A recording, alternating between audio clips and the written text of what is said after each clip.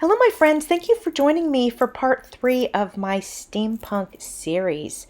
I'm focusing on some steampunk stuff right now because I'm creating 2 steampunk journals. And while I was working on some ephemera from the digital kit that I created, I printed it out on white paper, but then I thought, I don't really want like this extra space. Like, for example, this butterfly. There's this extra white space on here because, it's hard to fussy cut them perfectly. They've got their little antennas, which I think they're called something else on a butterfly. I apologize if I got that wrong. But anyway, there's white space, and I don't want white space. So I thought to myself, you can use a marker and try to color it in. And you can find a light one.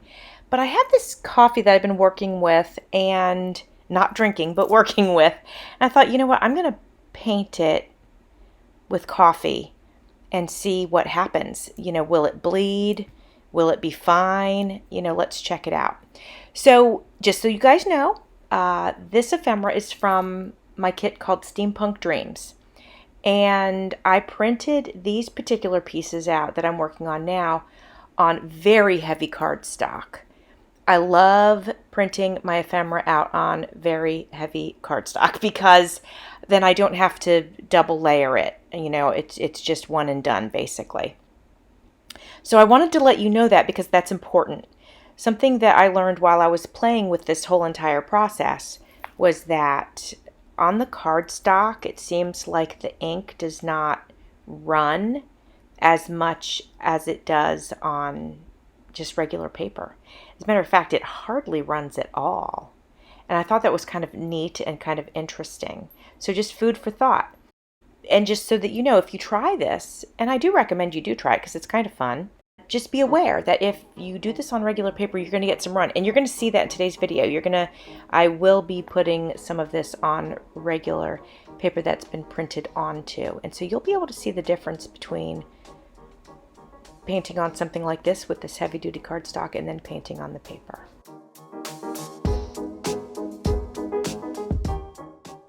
I think you can see already that adding the coffee to the paper, it does make such a difference, and it gives it that little bit of an aged look. It just makes it work better, right? So on this piece, you saw I used my decorative scissors because this piece has like cogs. And my decorative scissors have that notched edge, and so that's why I used it on this. And then I put the coffee on there, and then I went around it with my ink pad. Well, yeah, my ink. You know what I'm talking about. Didn't use the pad, I used the dauber, but you know what I'm talking about. All right, now this piece here is regular paper. I flipped it over because I knew there'd be some running, but I thought to minimize it, I would just do it on the back. So let's see if the coffee will sort of come all the way through the paper or not. Now I'm doing another one. Again, regular paper, flipping it over as not to streak the ink. So I'm going to do a couple of these. We're going to set them aside, let them dry, and then we'll take a look and see what kind of results we have. While I was playing with the coffee and the paper, I accidentally got a drip or a splash on this tag. So I'm adding some more splashes by hand there just to make it work so it doesn't look like I made a mistake. And the same thing on this one, I ended up having a splash. So I'm just adding a few more dots on there, and then at least will look purposeful. So back to the plain paper. And my napkin's getting sort of wet, but I'm okay with that. I'm going to keep using it. When you're doing something like this, we're not looking for perfection. We're actually looking just to experiment, just to see what happens. And I think it's a lot of fun, and it's typically unique if we accept whatever it is that we get, that we end up with, because it's going to be a one of a kind. If we go at this too mechanical, everything will start to look the same, and I don't think we really want that as artists. I think we want to just be a little more unique and a little more accepting, and it's just more fun that way. Now this one, okay, so these are not quite dry, but I'm looking at them and there's a little bit of some white areas, which I don't mind, but I'm going to fill them in where I can. Now remember, I'm working on the inky side of the paper now, so I do want to be careful that my brush is not too wet, and I want to be careful not to really get my brush into the ink parts. Otherwise, I will sort of drag it, and I don't really want to do that if I can help it. Here we have a larger piece of paper, just regular piece of paper. So because it's so large, I'm going to use my foam brush to drag the coffee across it. I'm going to hit it with my heat gun just to help aid and quicken the drying process. Here are some of the tags from my kit. I did not use coffee on any of these, but I did ink the edges. Same here. Didn't use coffee, but I inked the edges. Now these, you saw I put a few dots of coffee on there because I had accidentally splashed them. These are some of the pieces that I used a paintbrush and coffee with, and I really think it makes a huge difference to do that. One thing to keep in mind is that when you get your papers wet, they will crinkle up a little bit, especially regular paper. So you'll notice, like I'm holding these, I'm trying to hold it flat for you.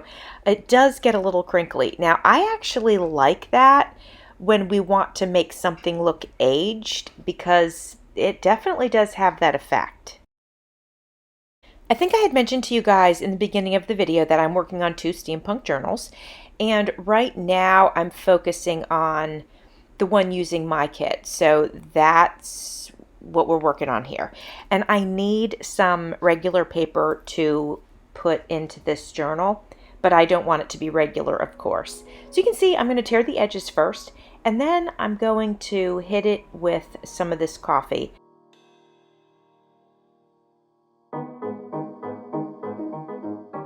I ended up accidentally spilling some of the coffee on the page, so I'm just going to go with it and grab my foam brush and sort of just smear it around, and we'll just have a little bit of an abstract pattern on it, and I think we can embrace that, especially for a steampunk journal. Oh, and did you guys see what I just did there?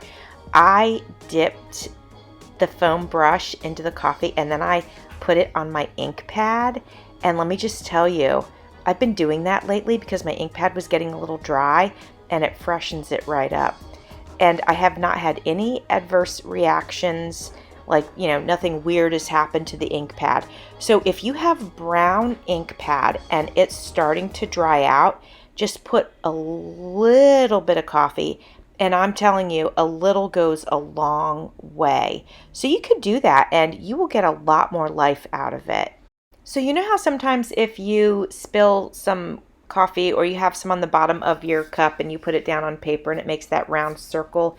Well, I want to do that. So I just put some on the bottom of that little container, and that little container is much smaller than a regular coffee cup, which is perfect though because this piece of paper is much smaller than a regular piece of paper. So it turned out great. I just painted it on there with my foam brush, pressed it on the paper, and I think it turned out great. I am now inking the edges of both of these pieces of paper. I will then use my heat gun to dry them out, and I will go ahead and adhere them into my journal.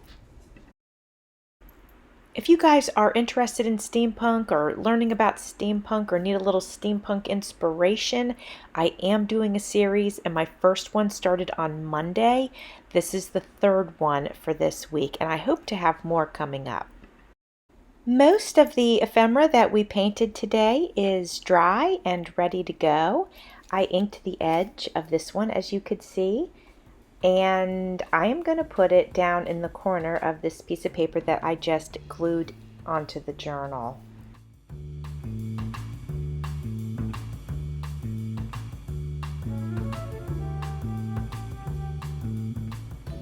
We've got this paper. This is the one where the coffee spilled on it a little bit, so we just, you know, swipe that brush back and forth. I think it looks great. I inked the edges of it. I'm going to adhere it right here onto this page of the journal, giving the corners just a little bit more aging with that ink.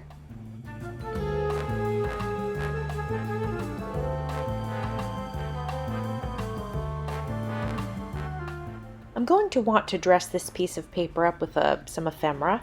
Now on Monday I created some ephemera using stickers, and the name of the stickers, I got them on Amazon, and they were called Retro Camera Film or something like that. At any rate, they come in different shapes and sizes, and this is just one of them. But it was kind of fun, and if you haven't seen the video, check it out because you could use it for other themes besides steampunk. So I'm tossing which one I should use, but ultimately I'm going to end up using this butterfly. And actually, looking at it when it was down on the paper for a second there, I really like the fact that we painted in the butterfly because it matches this piece of paper. Look, it's perfect. So it's so much better than if it was like white all the way around it. So this is great. I hope you guys give it a try. I have some wax seals also in this digital kit that I made, and so I'm going to put one of those in the upper right hand corner, and that's going to do it for this page. Thanks for watching. See you soon.